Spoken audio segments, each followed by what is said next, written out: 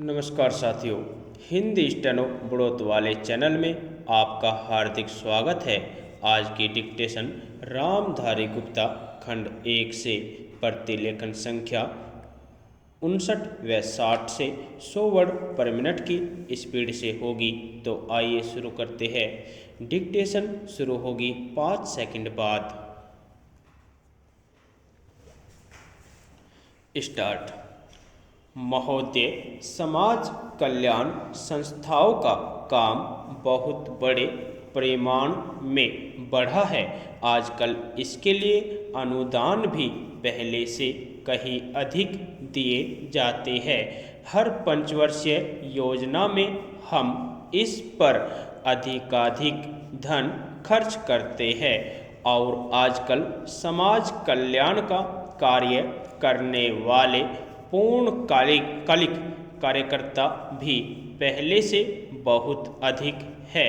लेकिन मैं ऐसा अनुभव करती हूँ कि जैसे जैसे हमारे व्यय और कार्यक्रम बढ़ते जाते हैं, वैसे वैसे इस काम में व्यक्तिगत उत्साह और लगन की भावना घटती जाती है।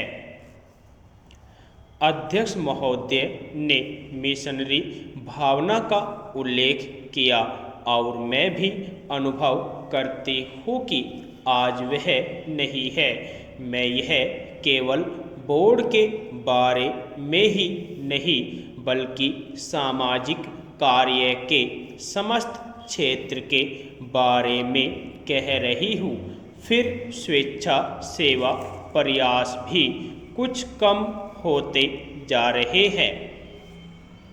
ऐसा भी होता है कि जब विचार संस्थाबद्ध हो जाते हैं तो उनमें कुछ न कुछ आशययुक्त काम करने की भावना आ जाती है।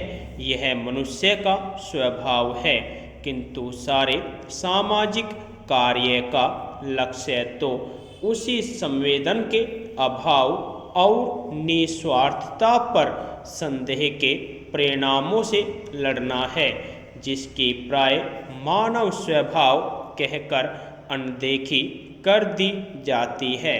मैं जानती हूँ कि जिस मिशनरी भावना से काम शुरू किए जाते हैं उन्हें बाद में उसी तरह बनाए रखना हमेशा संभव नहीं होता, लेकिन बेहतर संगठन खड़ा हो जाने के बाद समस्याओं के बेहतर हल निकलने चाहिए।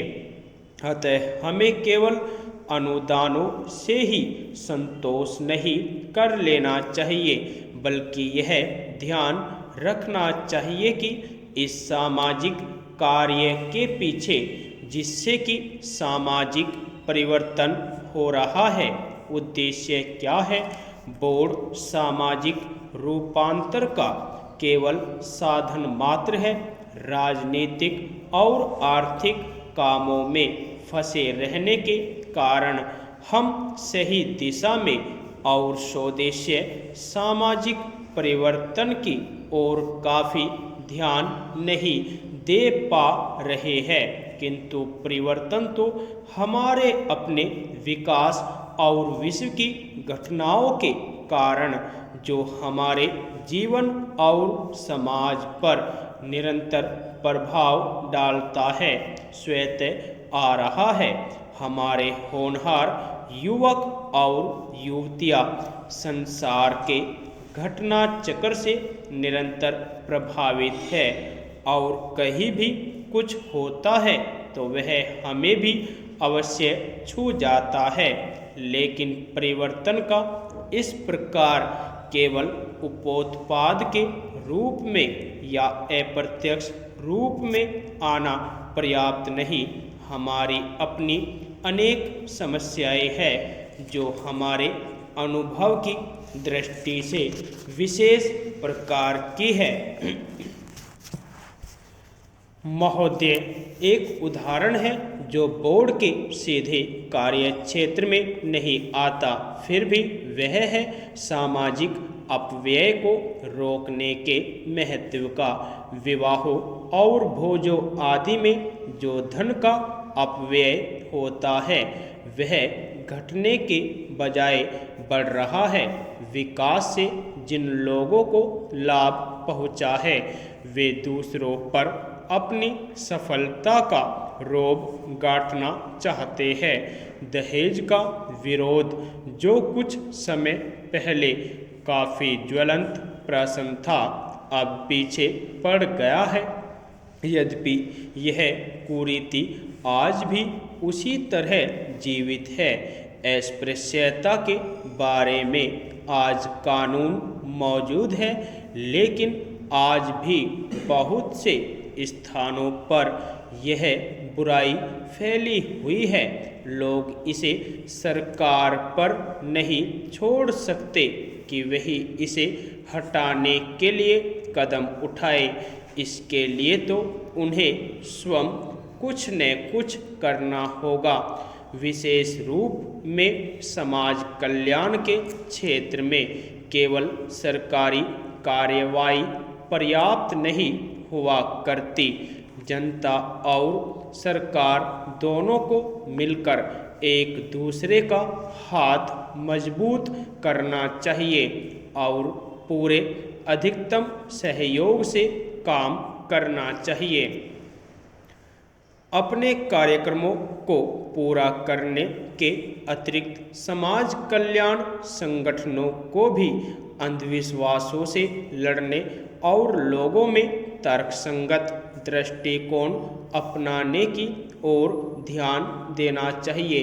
समाज सेवी संस्थाएं दैनिक जीवन में वैज्ञानिक चिंतन को लोकप्रिय बनाने के लिए बहुत कुछ कर सकती है। जाति या समाज के नाते हम लोगों को स्वास्थ्य और शिक्षा की ओर कहीं अधिक ध्यान देने की आवश्यकता है। इसके लिए आवश्यक है सही वातावरण, आदतें और सामाजिक दृष्टि, ताकि हमें अपने व अपने आसपास के लिए उचित सफाई, बेहतर पोषाहार और स्वास्थ्य की सुविधाएं प्राप्त हो सके। सफाई के बारे में हमारा कुछ अजीब दृष्टिकोण है। हम अपने घर की तो सफाई करते हैं, पर कूड़ा करकट दरवाजे पर ही डाल देते हैं। हम स्वयं तो रोज नहाते हैं, पर हमारी सड़क या गली गंदी है, जिसकी तनिक भी चिंता नहीं करते। बड़े शहरों में और उन इलाकों में भी जहाँ पढ़े लिखे और खाते पीते लोग रहते हैं, कूड़ा करकट जमा रहता है और कोई इसकी परवाह नहीं करता। स्पष्ट रूप से यह स्त्रियों की संस्थाओं और समाज कल्याण संगठनों का काम है। समाज कल्याण संस्थाओं के लिए परम आवश्यक है कि वे समूचे क्षेत्र के सुधार के लिए आपसी तालमेल रखें। सरकारी विभागों का आपसी तालमेल भी बहुत आवश्यक है, जिससे स्थिति सुधर सकती है। यदि आपको डिक्टेशन अच्छी लगी हो तो हमारे चैनल को सब्सक्राइब करें तथा वीडियो को लाइक व शेयर भी करें। धन्यवाद।